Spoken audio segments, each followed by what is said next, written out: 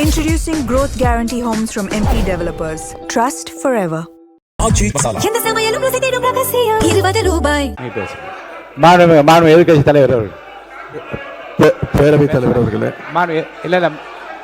மாண்பு எதிர்கட்சி தலைவர் பேசும்போது நீங்க அவள் கட்சியை சார்ந்து உட்காருங்க. அவங்க பேசுறாங்கல்ல எதிர்கட்சி தலைவர். பேரவைத் தலைவர் அவர்களே, இதைத்தான் நான் குறிப்பிட்டேன். நாங்கள் ஒரு கேள்வி கேட்டால் நாங்களே ஆச்சரியப்படுறவர்களுக்கு, நாங்களே அதிசயப்படுற அளவுக்கு நீங்கள் ஒரு பதில் சொல்கிறீங்கிறது இதுதான் நான் சொன்னேன். அதன் பிறகு ஜோசியக்காரன் அப்படின்னு சொல்கிறது தவறுன்னு சொல்கிறீங்க. நீங்கள் ஜோசியக்காரன்னு அப்பாயின்மெண்ட்டு நீக்கியிருக்கீங்க. ஜோசியங்கிற வார்த்தை ஒன்றும் ஜோசியக்காரங்கிறது தப்பான வார்த்தை கிடையாது. லைவ் திமுக ஆட்சியில் தான் முறையாக நாங்கள் தேர்தல் அறிக்கையில் சொன்னோம். கேள்வி நேரத்தை முதலையாக லைவாக ஒளிபரப்பு செய்தது நாங்கள். இப்போ இந்த கேள்வி நேரத்தையே எடுக்க முடியாத நிலைமையில தான் இன்றைக்கி இந்த அரசு நடந்துகிட்டு இருக்கு. இன்னொன்று, நீங்கள் லைவ்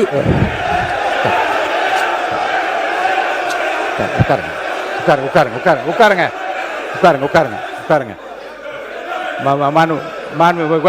நீங்கள் மாண்பு எதிர்கட்சி தலைவர் கேள்வி நேரத்தை எடுக்க முடியாத நிலைமை அரசு இருக்கு என்பதை நான் அதை ஏற்றுக்கொள்ள முடியாது. என்றால் ஏற்கனவே நடக்கின்ற எல்லாவற்றையும் வெளியரங்கமாக உங்களுக்கு தெரியும். எத்தனை கேள்வி அனுப்பியிருக்கிறோம், எத்தனை பதில் வந்திருக்கிறது.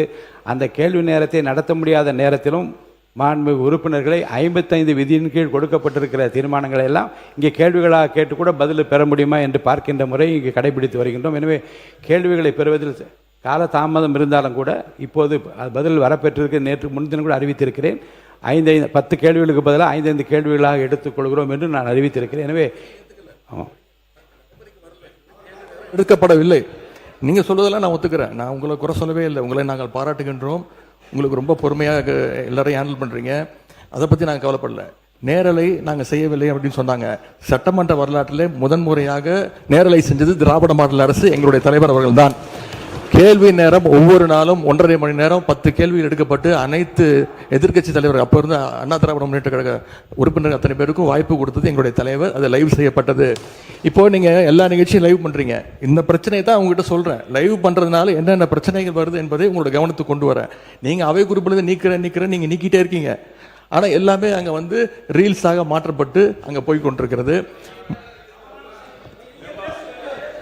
ஏற்கனவே மாண்பு எதிர்கட்சி தலைவர்கள் இது குறித்து வெளியிலே இருக்கக்கூடிய நீங்கள் என்ன உங்கள் தலைவை கட்டுப்படுறீங்களா? நீங்கள் பிடிக்கிறீங்க? நீங்கள் எதுக்கு பேசுறீங்க? நீங்கள் ஏன் பேசுறீங்க? நீங்கள்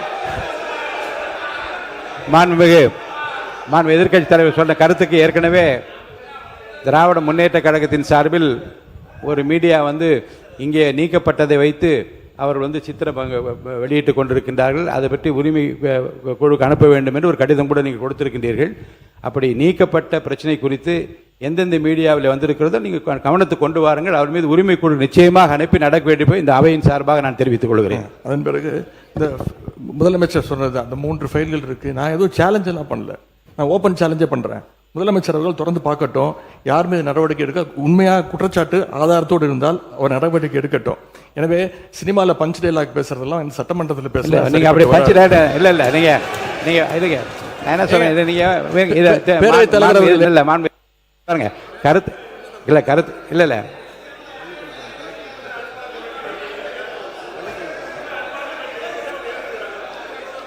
மாண்புமிகு பள்ளி கல்வித்துறை அமைச்சர், மாண்புமிகு பேரவைத் தலைவர் அவர்களே, முதல்ல உட்காருங்க.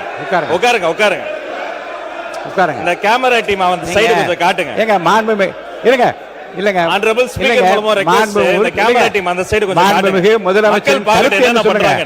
அத நீங்க சினிமா நடிப்பது போல பஞ்ச் டயலாக்னா எப்படி எழுந்திருக்காம இருப்பாங்க? அப்புறம் தயவுசெய்து சொல்றேன், நீங்க சொல்லுகிற போது முதலமைச்சர் கருத்துன்னு சொல்லுங்க.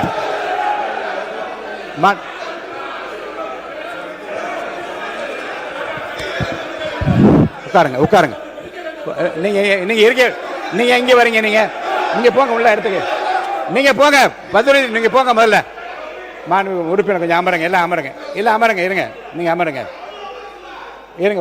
எல்லாம் அமருங்க.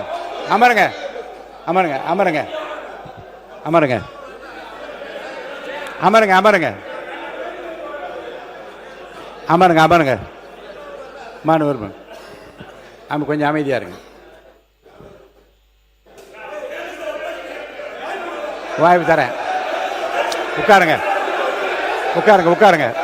மாண்புமிகு எல்லாம் உட்காருங்க. நான் அவங்கள தான் பேச அனுமதிக்க போறேன். உட்காருங்கன்னு சொல்றேன். உட்காருங்க.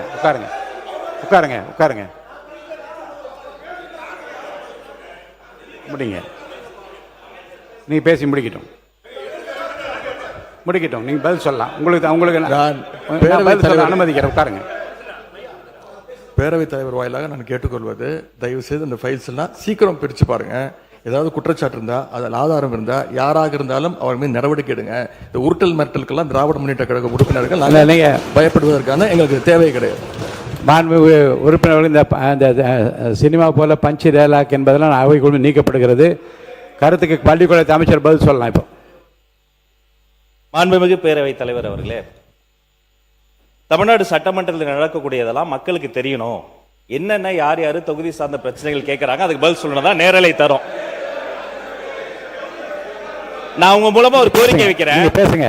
உங்க மூலமா ஒரு கோரிக்கை வைக்கிறேன். முதல் கோரிக்கை என்னன்னா, நம்மளுடைய கேமரா டீம் இந்த எதிர்க்கட்சி வரிசை தொடர்ச்சியா அப்படி கமெண்ட் அடிக்கிறது, உரிமையில பேசுறது, லாஸ்ட் பெஞ்ச்ல இருந்தா டாக்டர் குடுகுடுன்னு ஏஞ்சி இங்க நடுவில் ஓடி வர்றது, இதையும் சேர்த்து ஸ்பிளிட் ஸ்கிரீன்ல காட்டுங்க. இரண்டாவது, மதிப்பிற்குரிய எதிர்க்கட்சி தலைவர் அவர்கள் பேசுகிற போது லைவ் பத்தி சொன்னார். உண்மைதான், அவங்க நேரலையை கடந்த ஆட்சியில மதிப்பிற்குரிய முன்னாள் முதல்வர் மு க ஸ்டாலின் ஆட்சியில அதை தொடர்ந்தாங்க. ஆனா ஒரு நேரலை என்பது வெறும் ஆளுங்கட்சிக்கு சாதகமா இல்லாம முதல் முறை ஆட்சி நேரலை மட்டுமல்ல, முழுமையான நேரலை என்பது வெற்றி தலைவருடைய ஆட்சியில தான் தொடர்ந்து கொடுத்துக்கிட்டு இருக்கோம். மதிப்பிற்குரிய பேரவைத் தலைவர் அவர்கள் நெற்றிக்கண் திறப்பினும் குற்றம் குற்றமேனு நடுநிலையோடு ஒரு கட்சி இரு கட்சி இல்லாமல் அனைத்து கட்சி உறுப்பினர்களினுடைய குரலும், இந்த குரலற்றவர்களின் குரலாக இருக்கக்கூடிய அனைத்து கட்சிகளினுடைய குரலும் பதிவாக வேண்டும் என்பதற்காக தான் சிறப்பாக செயல்பட்டு இருக்கீங்க. அதுல ஏதோ ஆளுங்கட்சி பேசுவதை மட்டும் நீங்க அதிகமாக அவை குறிப்பிலிருந்து நீக்கிறது போல ஒரு தோற்ற மயக்கத்தை நம்ம உருவாக்கிட கூடாது. யாரு எந்த கட்சியை சார்ந்தவர்கள் மரபு மீறி எந்த வார்த்தை சொன்னாலும் நீக்கக்கூடிய நடுநிலையான சபாநாயகர் இந்த மாமன்றத்துக்கு கிடைத்திருக்கிறது என்பதை நான் சுட்டிக்காட்டுகிறேன். இன்னொரு விஷயத்தை நினைவு கூற விரும்புறேன். மதிப்பிற்குரிய பேரவைத் தலைவர் சேம்பர்ல ஒரு முறை ஒரு முக்கியமான கேள்வி வந்தது. நாங்க அதை கேட்டு அதிர்ச்சி அடைஞ்சோம். என்னன்னா, கடந்த 2 ஆண்டு காலமாக இந்த நேரலைய அரசுக்கு சொந்தமான ஆல் இந்தியா ரேடியோலே கொடுக்காம நிறுத்தி வைத்ததாகவும், நீங்க கொடுப்பீங்களான்னு மதிப்பிற்குரிய பேரவைத் தலைவர் கிட்ட நான் இருக்கும்போது கேட்டாங்க. இதை குறித்து கலந்து ஆலோசித்து, தொலைக்காட்சி மட்டும் கிடையாது, வானொலியிலையும் நேரலை போட்டு குக்கிராமத்தில் இருக்கவங்களை கேட்கட்டும் முடிவெடுத்த சபாநாயகர் நீங்க. இந்த நேரத்தில் அதற்காக உங்களுக்கு நான் நன்றியும் சொல்லிக்கிறேன். அதன் பிறகு எங்களுடைய மாண்புமிகு தமிழ்நாடு முதலமைச்சர் எப்போதும் எதுவாக இருந்தாலும் ஒரு சின்ன செய்தி, அது ஒரு விஷயம் வந்தா கூட பள்ளிக்கல்வித்துறை சார்பாக உடனே தொலைபேசியில் அழைத்து அது குறித்து கடுமையான நடவடிக்கை எடுக்க சொல்லுவார். இந்த மாமன்றத்தில் ஆல்ரெடி அந்த ஃபைல்ஸ் இருக்கிறதே ஒரு சுட்டி காமிச்சார். அந்த இஷ்யூவே நான் தான் ஏஞ்சி சொன்ன, அவர் ஆதாரத்தை எடுத்துட போறாரு அப்படின்ட்டு. இந்த நேரத்தில் அவர் சாதாரணமா இருந்தாலே அதெல்லாம் பண்ணாத போறாரு. மாண்புமிகு எதிர்க்கட்சி தலைவர் அவர்கள் காட்டுன்றாரு. அவருடைய கோரிக்கையை கட்டாயமாக முதல்வர் நிறைவேற்றுவார் என்பதையும் கூறிக்கொள்கிறேன். 2 வார்த்தை மட்டும் கோரிக்கை. அவர் எல்லாத்தையும் ஆக்கப்பூர்வமா விமர்சிக்கலாம். அதுல ஒரு தனியார் நிகழ்ச்சி பேரை சொன்னாரு. அது பாட்டு பாடுவது இந்த மரபுக்கு புதுசு கிடையாது. விதவிதமாய் வித்தியாசமாய் பயங்கரமா பாட்டு பாடினவங்க தான் அந்த பக்கம் ஃபுல்லா உட்கார்ந்து இருக்கிறாங்க.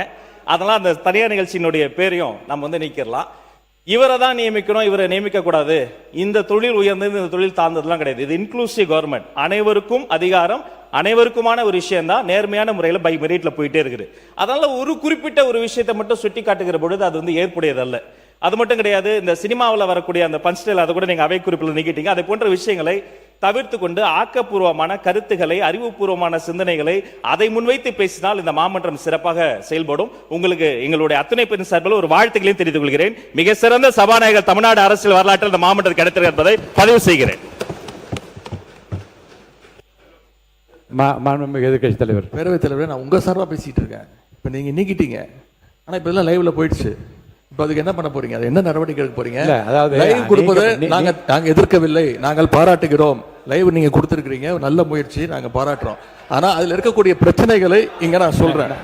நீங்க அவை குறிப்பில் நீக்கிறீங்கன்னு சொல்றீங்க. நீங்க எவ்வளவு நீக்கினாலும் அந்த சோசியல் மீடியால ட்ரெண்ட் ஆகிட்டு இருக்கு, வைரலா போயிட்டு இருக்கு. அதான் உங்களுடைய எதிர்க்கட்சி தலைவர் சொல்ல விரும்புகிற கருத்து குற்றச்சாட்டுகளை எந்த பக்கத்திலிருந்து வைத்தாலும், அது முன்னாள் ஆண்டவர்களாக இருந்தாலும் சரி, இப்போது ஆள்கின்ற இடத்தில் இருந்தாலும், ஆதாரபூர்வமான கருத்துக்களை சொல்வதன் மூலமாகத்தான் இந்த சபையிலே சில குறைந்தபட்ச மாண்பினை நாம் காப்பாற்ற முடியும் என்பதையும் கருத்திலே கொண்டு, அப்படி ஆதாரம் இல்லாமல் சொல்லுகிற போது நான் உடனே நீக்க வேண்டும் என்பது ஒரு நியாயமான மரபு.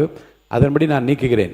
ஆனால் அதை எடுத்து பல்வேறு மீடியாக்களிலே வந்து வெளியிடுவார்கள். ஆனால் இப்போ எனக்கு கவனத்துக்கு கொண்டு வரப்பட்டிருக்கிற ஓரிரண்டு செய்திகளில் அது ஆய்வு எடுத்துக்கொண்டு அதை உரிமை கொடுக்க நான் அனுப்ப இருக்கிறேன்.